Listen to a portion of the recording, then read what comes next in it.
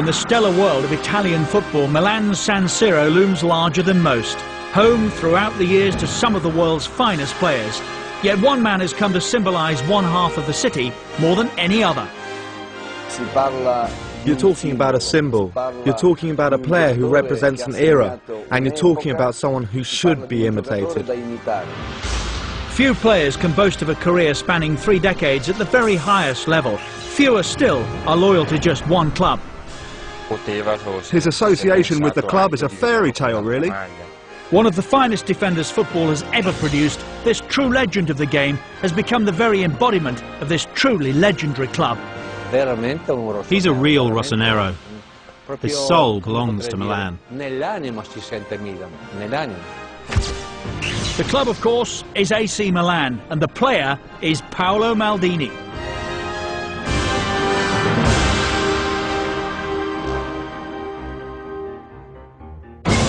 In terms of the modern game, Paulo Maldini is something of a throwback. Serie A debut at 16, still playing aged 40.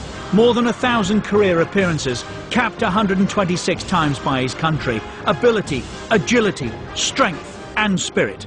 Nearly 30 years at the very highest level in one of football's toughest leagues. Undeniably a giant of the game.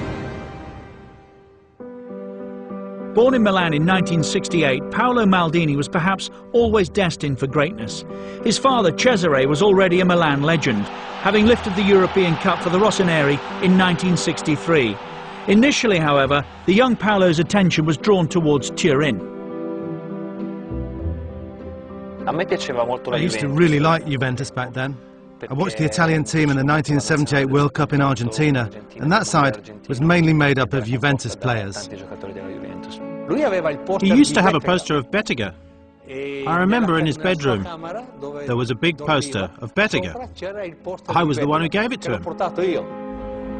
The allegiance was not to last. At the San Pio Oratory, the young Paulo enjoyed playing in goal, though his talent as an outfield player was all too obvious. A question posed by his father unwittingly created one of football's most enduring relationships. Paulo would forever be linked with Milan. Obviously, I spent my whole life in the Milan shirt.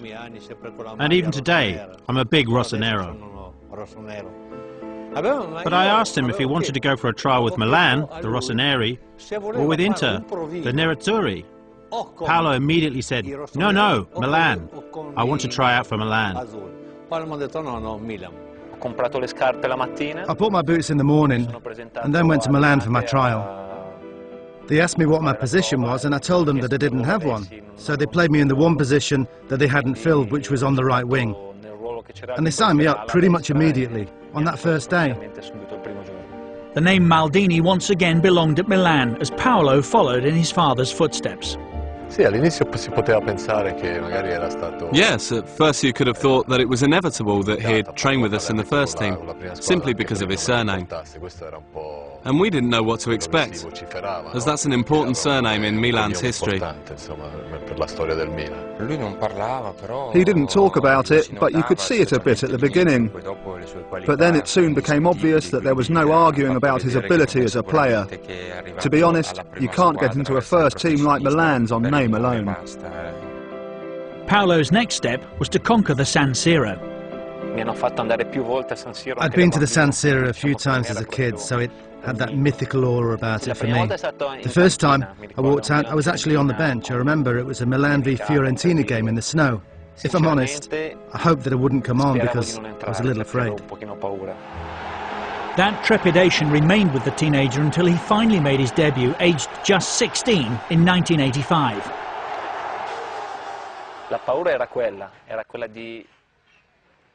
That was scary, but the idea was always to be good enough to play at that level.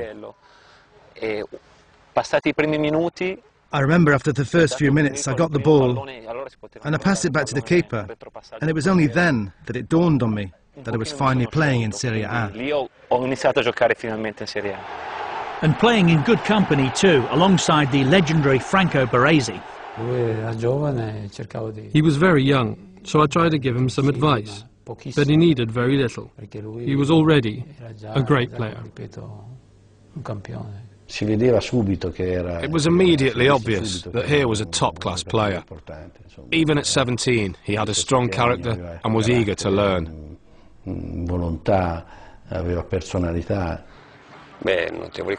His notable qualities were his physical strength and his running. Playing at full-back, he managed to make the left wing his own and made everything look so easy in his own unique way.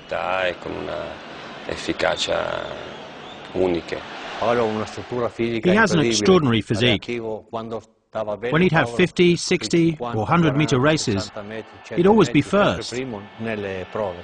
So he's got the physique of an athlete, not just a footballer.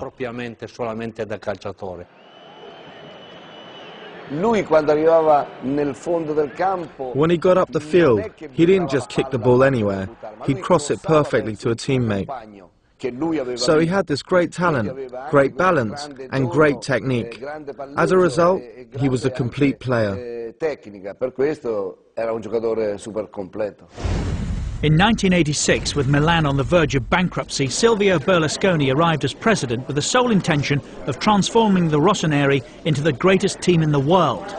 A year later, Arrigo Sacchi was appointed as manager. If I compare him with his predecessor, Mr. Liedholm was much more focused on the physical side of our game, but less on the mental side. Sacchi taught us to be unbelievably focused, to think about football all the time, and it was very stressful.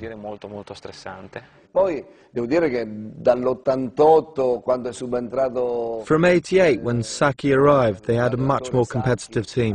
They had Tassotti, Maldini, Baresi, Gullit and Van Basten.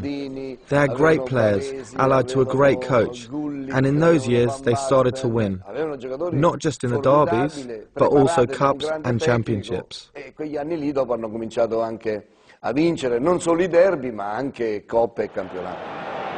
As the rest of the world looked on in envy, somewhat unusually, it was not only the forwards who attracted all the attention.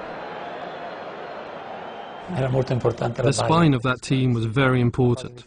The defence was extremely strong. We managed to become a very well-drilled unit. In that defence, all four of us were able to move in the same way or read the game in exactly the same way. I think that was our success. And it wasn't even just the four of us either. There were five, as Filippo Galli was also part of that defence. It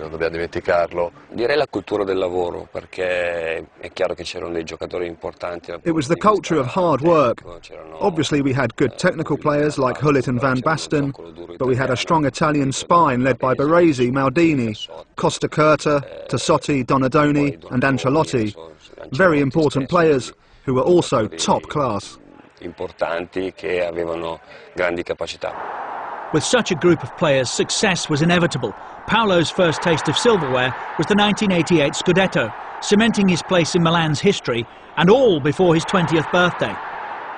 I think that was the year he established himself, where he imposed himself as a great player, and we won the Scudetto in 1988. And from there, it all snowballed. We won the European Cup the following season.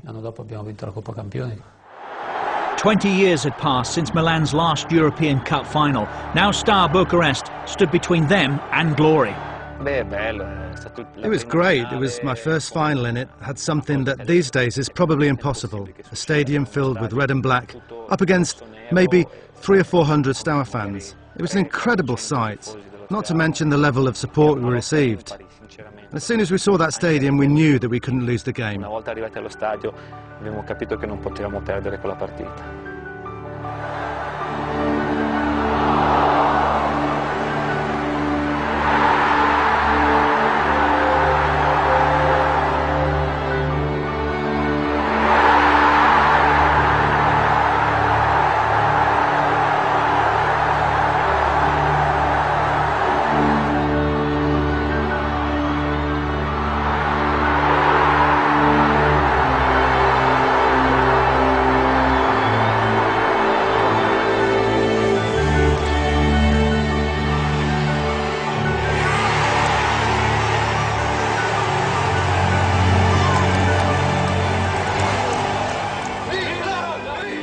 Berlusconi's dream was becoming reality.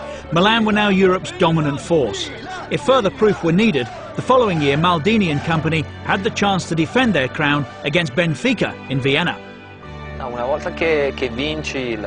Once you win the Champions League or any championship, you always hope to win again.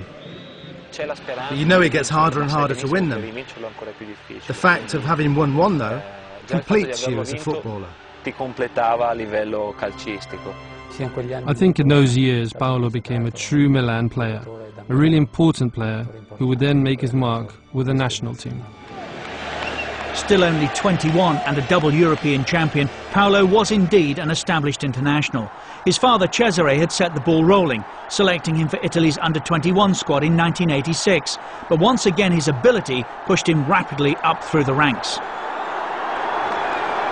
Paulo was just 18, so he was ahead of schedule. But he only ended up playing one season with us. The Italian manager at the time, Aurelio Vicini, called me aside and told me that he wanted him in the squad, with the main team. And so I said, okay.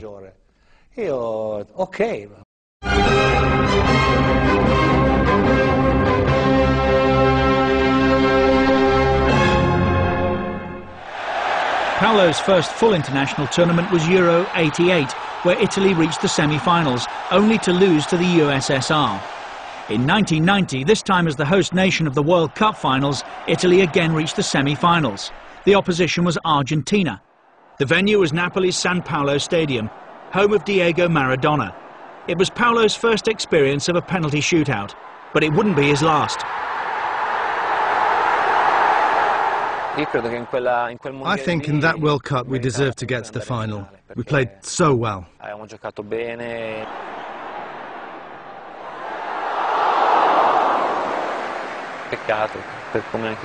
It's a shame how it all turned out. It was a real disappointment, as we did have the side to win a World Cup back then.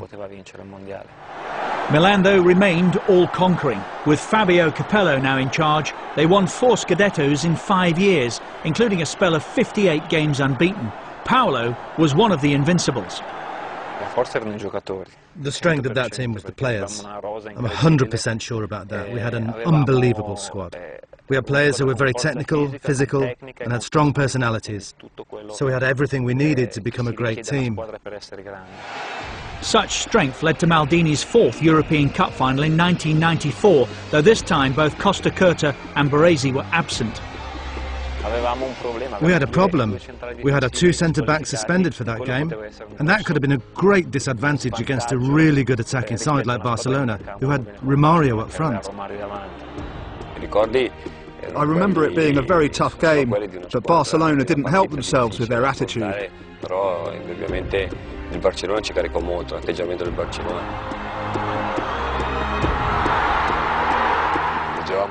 They were treating the game as if it would be a stroll in the park, rather than a Champions League final against a team who'd already proven how good we were over the previous years.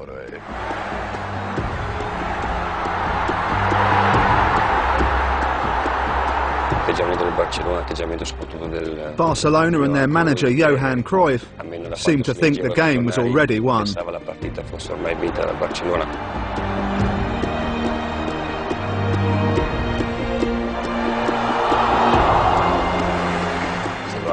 One of their directors had his photo taken with the cup before the game. We read the papers. We were gobsmacked.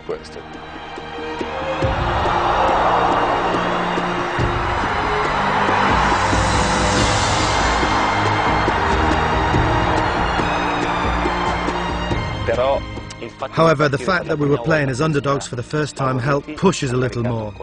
And then it became perhaps the best ever final Milan have played in. There was international heartache, though, in the World Cup final that same year. A pattern was beginning to emerge. We never had the best of luck with penalties.